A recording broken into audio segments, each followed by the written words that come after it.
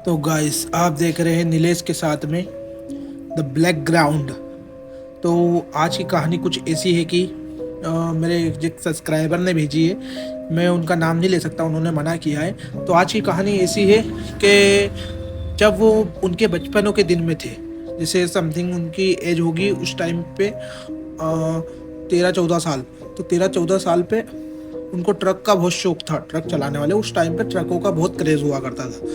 तो वो ट्रक का उनको शौक था, तो वो एक उस्ताद के साथ ट्रक के साथ में जाया करते थे। उनके घर से भी कोई रोक टोक नहीं थी उस टाइम पे।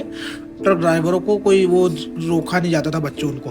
तो ट्रक सीखने के हिसाब से वो जाते थे। तो अबे वो उनसे मतलब उस्ताद को उन्होंने बोला, उस्ताद मेरे को चलाने दोगे, मेरे को चलाने दोगे? तो उन्होंने एक नेट तारीख दिखाई, बोले 12 तारीख को दिन देखो चलाने दूंगा। और आज से 3 हफ्ते बाद 12 तारीख। तो उन्होंने बहुत लंबा इंतजार करा। अब वो बड़े ही मतलब सब्र के साथ में इन्होंने 3 वीक काटे। तो वो जब 3 वीक आए, तो जब इन्होंने उनसे गाड़ी मांगी, उस्ताद से गाड़ी चलाने के लिए मांगी, तो उन्होंने बोला पहले खाना पीना कर लेते, उसके बाद तेरे को गाड़ी दूंगा। तो उस्ताद ने पहले तो एक ढाबे पे दबाया ट्रक, और फिर हम दोनों खाना खाने लगे। और खाना पीना करने के बाद हमने फिर ट्रक निकाला। तो ट्रक निकालने के बाद थोड़ा सा रास्ता कच्चा था और बड़ा ही मतलब जो उस्ताद जी वो भी घबरा रहे थे, बोले रास्ता गलत है। मैंने उनसे मांगा तो उन्होंने मना कर दिया। तो मैं थोड़ा सा रूठ गया। तो रूठने के बाद फिर मैं क्या उदास हो गया और फिर मैं बाहर देखने लग गया। तो उन्होंने मना करा था बाहर देखने का, तो बाहर देख रहा था मैं।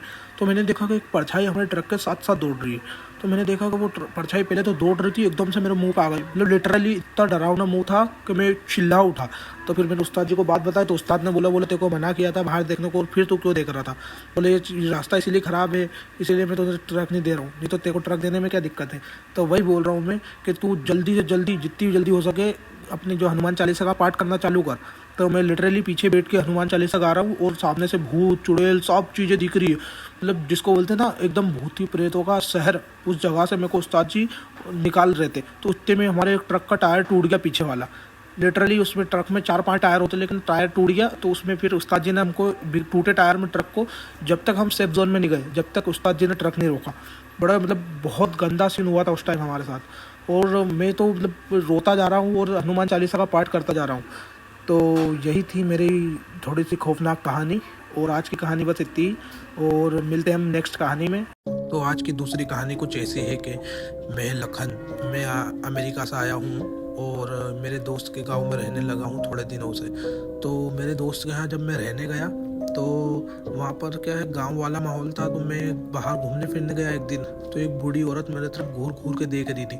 लिटरली मैं डर चुका था वहाँ पे कि ये मेरे दोस्त को बताया कि दादी हमको इस तरह से क्यों देख रही है। तो उसने बताया, बोले ये ना थोड़ी सी उस किस्म की औरत है, तो इससे थोड़ा बच के रहो। तो हम दोनों पे लिटरली भाग के आ गए। तो उसके सामने हम गलती ये है हमारी कि हम उसके सामने डर गए। तो उसके सामने डरे ना, तो उसने देख लिया कि ये मेरे से डरा है, तो ये समझ गया कि मैं ऐसी हूँ, मतलब मैं चुड़ैल हूँ, ये समझ गया। तो वो बंदा जब सोया ना, फॉरेनर, तो उसके सपने में वही औरत आई और इसका गला दबा रही है वो। तो इसने जैसे ही आँख खोली तो इसको मालूम पड़ा ये तो सपना है। तो सपने में से जब वो उठा तो इसके नेक पे वो निशान थे। तो उसके दोस्त को और उनके घर वालों को बात बताई। तो उनको घर वालों ने सुबह फिर उसको एक बाबा के पास ले गए। तो बाबा ने उसको मतलब जो भी धागा धोरा करा, यात्रा वात्रा करी। उसके बाद पता चला कि उस बूढ़ी औरत की इसके अंदर जो भी निवास कर लिया उसने, तो मंत्र अंतर झाड़ू फूक सब कर लिया। तो भी निकलने को राजी नहीं हो रही थी। तो फिर बाबा ने उनका अस्त्र निकाला और फिर उसकी चोटी काटी। बंदे की लिटरली चोटी आ गई थी, चोटी काटी तो उसका वास उतरा। और फिर जब से वो फॉरेनर कभी गांव की तरफ मुड़ा भी नहीं और गांव आने का कभी उसने सोचा भी नहीं। तो दूसरी कहानी एंड।